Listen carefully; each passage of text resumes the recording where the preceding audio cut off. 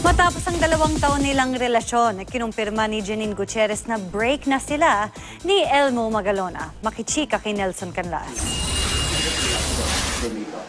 Pigil ang emosyon pero buong tapang na kinumpirma ni Janine Gutierrez na tapos na ang 2-year relationship nila ni Elmo Magalona. Parang kailan lang nang sa gitna ng paghahanda sa kanilang show noon na More Than Words ay umami ng dalawa na sila na. Matapos mabuwag ang love team noong 2015, relasyon na nila ang sumunod.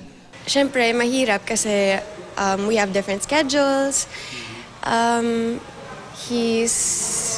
He's in a new place with new people, and siyempre, it's hard to find a common schedule and everything. So we just really both decided to focus on work. Naging busy din daw sila sa kanilang career, lalo at umalis si Elmo sa bakuran ng GMA. At paraan niya hindi maging unfair sa isa't isa, kapwa na nila tinapos ang relasyon. Aminado si Janine na masakit para sa kanyang breakup, pero nagpapasalamat siya sa mga taong nagbibigay sa kanya ng lakas ng loob. Siyempre, kapag ganito, you just want to look back at the good stuff, diba? So, we were together for more than 2 years, and that whole time, syempre, that was all support, tsaka love, and kahit na hindi na kami, syempre, hindi magbabago lahat ng pinagsamahan namin. So, I'll always wish the best for him.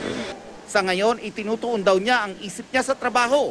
Nagsisimula na raw ang taping niya para sa ilang episodes ng URL na i-ere sa Nobyembre. Nelson Canlas, updated sa Showbiz Happenings.